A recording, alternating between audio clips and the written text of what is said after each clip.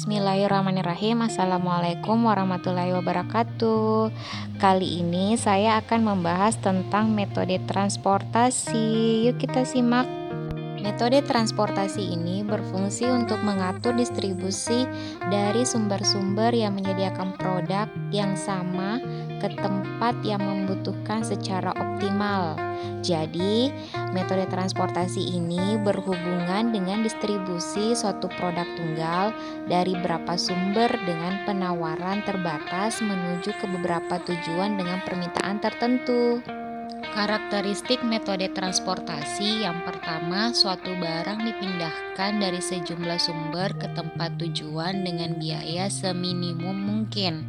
Yang kedua, atas barang tersebut tiap sumber dapat memasok suatu jumlah yang tetap dan setiap tempat tujuan mempunyai jumlah permintaan yang tetap.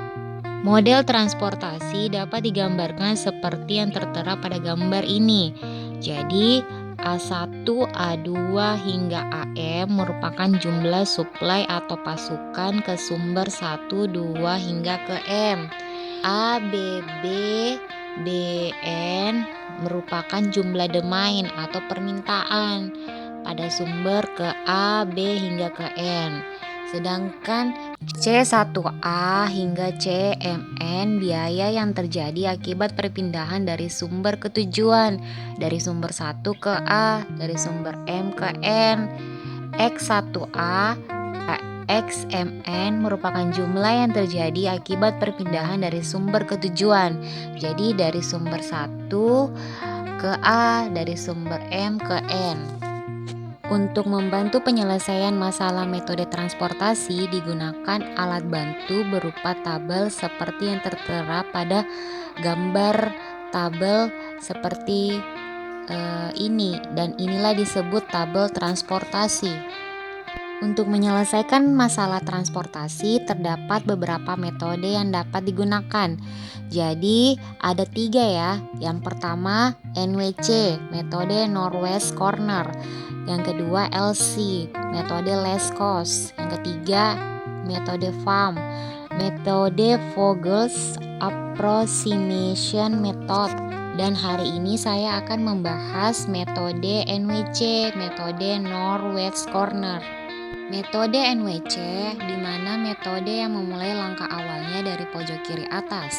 Jadi langkah pertama kita mulai dari sudut kiri atas X1A, kemudian dialokasikan sejumlah maksimum produk dengan melihat bagaimana berapa banyak jumlah pasokan dan jumlah permintaan atau supply dan demand.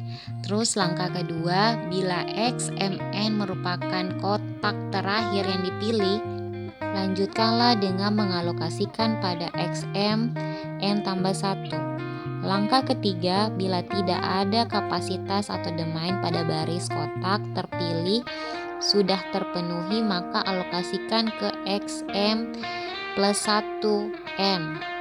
Kita masuk ke contoh soal. Ada 3 kota tempat penyimpanan beras, yaitu 1, 2, dan 3 yang akan mengirim 3 tempat penggilingan beras yang berlokasi di A, B, dan C dengan menggunakan kereta api, di mana tiap gerbongnya memuat 1 ton beras.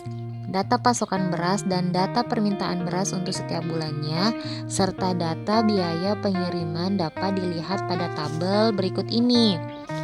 Jadi, permasalahan adalah untuk menentukan banyaknya beras ton yang harus dikirim dari tiap kota ke tempat penyimpanan ke tiap lokasi penggilingan setiap bulannya agar total biaya transportasi itu bisa minimum.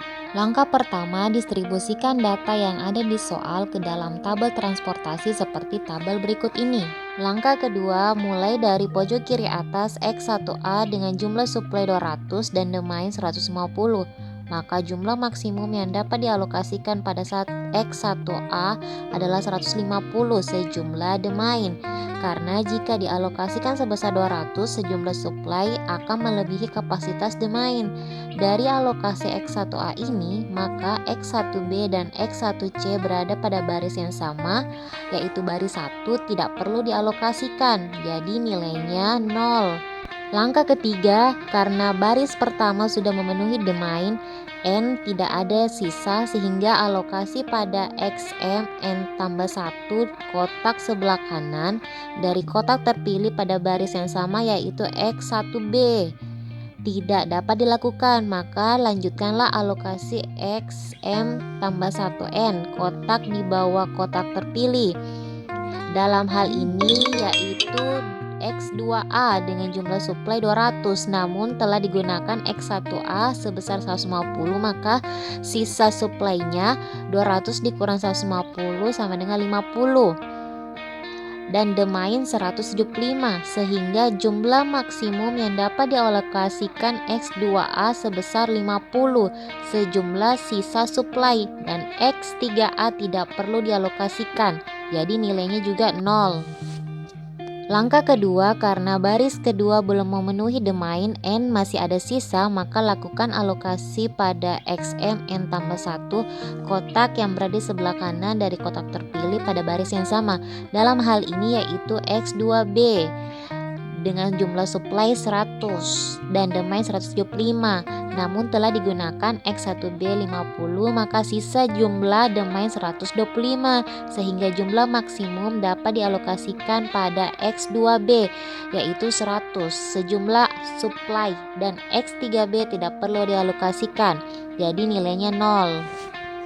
Langkah kelima, karena baris kedua belum memenuhi domain N masih ada sisa, maka lakukan alokasi pada XM N tambah 1 kotak sebelah kanan dari kotak terpilih pada baris yang sama.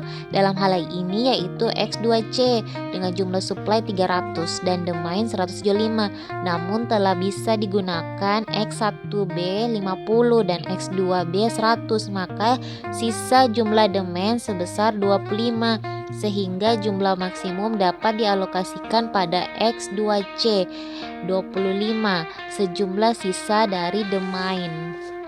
Langkah keenam, karena XM N tambah 1 kotak sebelah kanan dari kotak terpilih tidak dapat dilakukan, maka lanjutkan alokasi XM tambah 1N kotak di bawah kotak terpilih. Dalam hal ini yaitu X3C dengan jumlah suplai 300, namun telah digunakan X2C sebesar 25, maka sisa jumlah suplai 275 dan domain 275 sehingga jumlah maksimum yang dapat dialokasikan pada X3C sebesar 275 dan itu sejumlah dari sisa supply dan domain.